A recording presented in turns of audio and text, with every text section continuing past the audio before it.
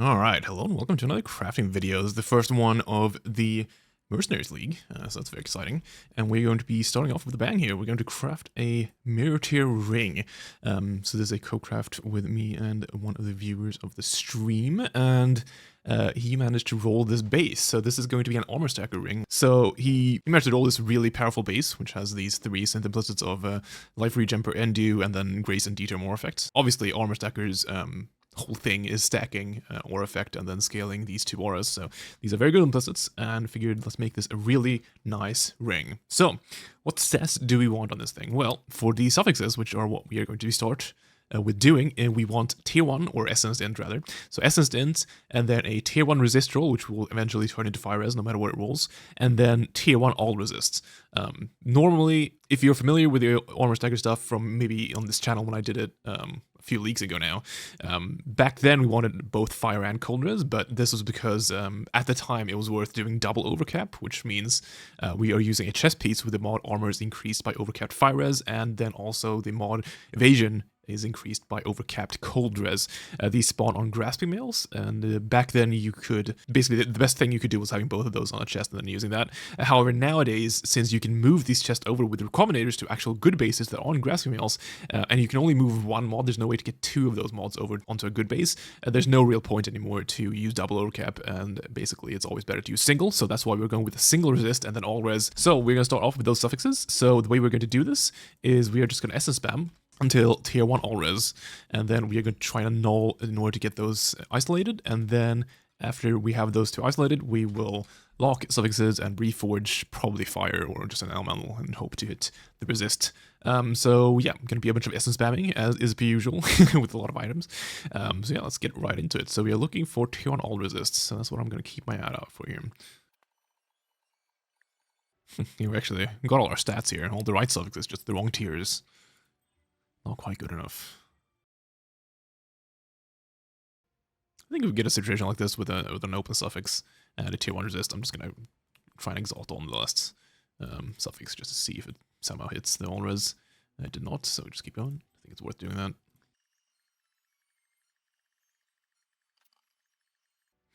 Okay, so we hit tier 1 all resist here for the first time, but we also hit a dexterity mod there, or the final suffix, so I need to try and annul it. Nothing really fancy we can do here, just try and annul. And hit a random prefix there. The last round prefix. Actually did. Okay, cool. So yeah, now I think, I don't think there's anything super clever we can do here. I'm just going to go suffix cannot be changed, and then reforge, probably like fire. It doesn't guarantee resist, because obviously there are fire prefixes with the flat damages, but I think it's probably the best we can do. So I'm just going to do that. Suffixes, and then just reforge. I mean, we could do any elemental here, but I'll just do fire. Did hit a fire res, but it is the wrong tier, unfortunately. Nothing much to do here other than try and annul it. Let's see. Oh, actually hit it. Okay. So we try again. Reforge fire. Oh. There we go. Okay, so our suffixes are done. That was straightforward. Okay, so we have our suffixes here. So those are finished. So now let's get started working on the prefixes. So the prefixes we are looking for here are going to be tier 1 flat energy shield, which is the important one, and then an unveiled mana mod. So there's either the mana with life regen or the mana with reduced mana costs %. Either of these is fine, and we will take either one. And then for the final mod, we'll just have a crafted prefix in case people want like the alien mod or something like that. So that is the plan, and in order to do that, we are going to start by getting the tier 1 flat energy shield mod. We're going to do that by basically its exalt scouring. So what you do is you block mana, because this has a really high weighting amongst the prefix mods. So you block that, and then you slam twice, and if it hits, then you can start annulling and try and go from there. And if it doesn't hit, you simply go suffix can be changed, and then scour, and then you block mana and slam again, and this process repeats. You may be familiar with this if you've seen other crafts on this channel. So that is the plan right now. And right now it's actually rolled mana as a mod here, so I don't need to block it right now, so I can just slam once here. It hit energy shield, unfortunately, one of the lower tiers. So what we're going to do now is we're going to craft on suffixes can be changed. You could do this, obviously, with the crafting bench here for 2 div. However, since all our suffixes are full and we only have an open prefix, what we can do is we can go to the menagerie and use the Wild Bristle Matron Beast. So this is a beast. Let me show you. A beast I always forget exists, but it does exist. So This is the beast that gives this crafts. This is the add a crafted meta modifier to a non-unique item. This adds, as you might imagine a meta mod. The only craftable meta mod in the prefix slot of an item is suffix can be changed. So as long as you have full suffixes and this thing can only hit a prefix, it'll always hit suffix can be changed. And these beasts notably cost 1 div versus the 2 div of the crafting bench. So you save a bit of currency doing this at the cost of it being annoying because you have to go back and forth to the menagerie, which isn't great, but you know, it's worth the cost there. So now we're going to craft on meta modifier here with the beasts. So you can see now, stuff is going to be changed. Great. Now we go back to the hideout, to the crafting bench.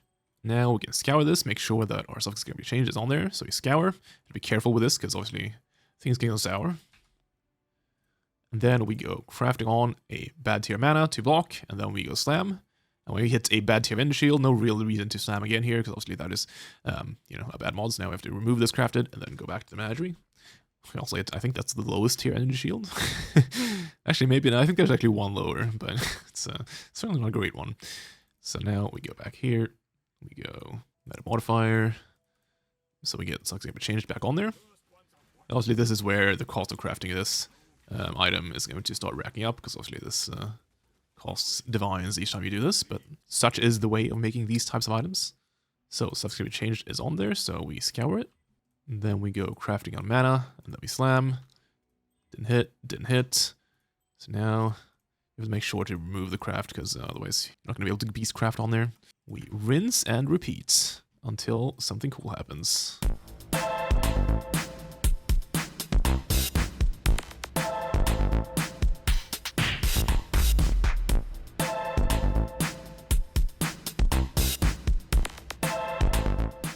He had a tier 1 life roll, which is the wrong defensive stat, unfortunately. You know, would have been nice on another item, but not quite this one.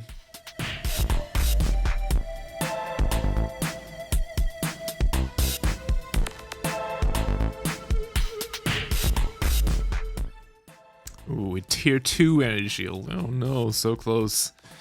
Yeah, unfortunately, not quite good enough for this ring.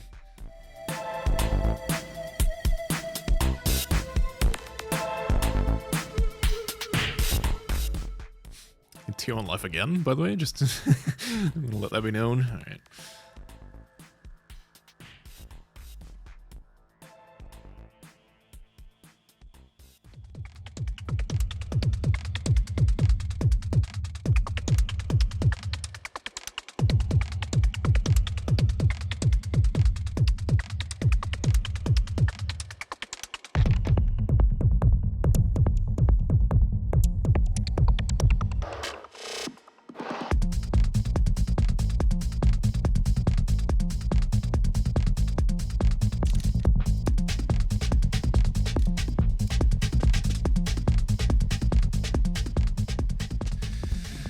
Alright, so that took a while, but we actually hit tier 1 ES here. Fortunately, it was on the second exalt, so we have to try and clean that max life up.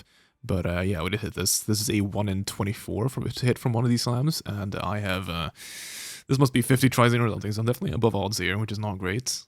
Alright, so now what we need to do is we need to annul that life off, and there's no real fancy way of doing this. I'm just going to do another suffix going to be changed, and then just go for the annul. So it's basically sort of a 50-50, which mod we hit. Also, you can obviously hit the crafted mod too, but that's just a dud, so we just recraft it if that's the case. So let's first remove the crafted. Then we add one more meta modifier to this item. Like so. Now the only things that can get annulled are the life, the ES, and the crafted meta mod. So I just hope to hit the life. Oh my god, we actually hit the life. Okay, that's really good. Okay, so the next step is getting a veiled mod on here. So we have to do an Ashling, or a veiled exalted orb, as they're now called. So we have one out here. Now, I've looked at the cost of this, and we've together looked at the cost of this, and I think given the current prices, it is going to be worth using a Hinocor's Lock on this, because the average of hitting this tier 1 ES mod is, it's a 1 in 48 on the first exalt, and then the second exalt is a little bit lower than that, so like on average of hitting it in 2 exalts is like 1 in 24. But then obviously if it hits it on the second exalt, you have a 50-50 chance of it deleting, because you have to null. So it's like the average cost is a bit higher, and like each try is functionally 1 div because of the Bristol Matrons. A bit more than that actually, but So, and a lock right now is 28 div, as you can see right here. So I think it is worth, especially given that Veiled Exalted Orbs are 7 div right now, which is kind of crazy. So yeah, we have Suffix can be changed on here alongside the maximum energy shield roll. And we want to get a Veiled prefix as another mod here. So there's not much we can do here other than just having the Suffix can be changed crafted on there. And then we are going to lock this thing, and then Veiled Exalted Orb, which removes a random modifier and adds a random Veiled modifier. So we have a 50-50 shot of removing the crafted mod and adding a Veiled. If it removes the energy shield, unfortunately, we have to go again. So here we go. We apply the lock. So the lock is now on, so now we can see the result of hovering over here.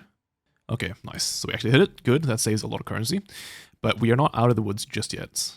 So the Veiled mod we want in this, there are 2 mods. There's 4 possible mana rolls we can roll in this when unveiling. There's a Recoup mana one, a mana regen one, a life regen one, and mana cost of skills one. I would be okay with either life regen or mana cost, whereas the other 2 I believe aren't as good. We are going to try and hit one of those. It's a guaranteed to hit one of the mana rolls if you block life on this thing, so I'm going to craft on a life roll. So now this thing is going to, I'm pretty sure it guarantees it's 2 flat damage rolls and then 1 mana roll. So it's another 50-50. It's a lot of 50-50s here, and unfortunately this one we can't lock. So we have to just go for it here. So we go into June. Well, I guess you don't even need to do that anymore. You can just right-click it, but for a good old time's sakes. So, alright, here we go. Let's hope. Okay, this is one of the ones we wanted, I think. Yeah, that's some life regen, some mana. I think that's good. Yeah, I think that's solid. Nice. Alright, so now we have all the mods in this ring. We are very close to done. We just need to divine it to a appropriate state. We're going to start by divining the suffixes first, and then locking the suffixes so they can't be touched by the divine orb, and then divining the prefixes. So the nice part about divining resist suffixes is that you can use the Horus Bench craft where you can swap a resist into another resist. So you can swap a fire res into the same tier of light res, for example. And when you do that, it divines the roll. So functionally, any single resist roll, you can just divine for free with Harvest until it's maxed, because it's very easy like that. Unfortunately, now, of course, we have this all-res roll, which we need to manually divine because you can't Harvest swap that one. But luckily, it only has a range of 2, so it's not a huge variance there. So let's start by divining these suffixes, looking for 58 int and 16 all-res. And I hit it first divine. Okay, very cool. Nice. Let's lock these suffixes and then go and divine the prefixes. So suffix can be changed, so now our divine orb can't touch those perfectly defined suffixes. So now we go and we divine this. Looking for is 47 and 60. We're very close right now, but I think this is worth going for max because not a huge range on this overall. And I just hit it immediately. Okay, well, that's very cool. All right, super neat. All right, so I think this is genuinely the item. I am going to put a craft on this. So I think most people who would mirror this ring would want the earlier mana cost. So obviously, if someone were to want to mirror this, they can just tell me they want this and I'll put it on. But for me right now, on this character, since I'm using this amulet, which makes all my skills free, mana cost doesn't do anything, so I'm just going to put on lightning damage on there.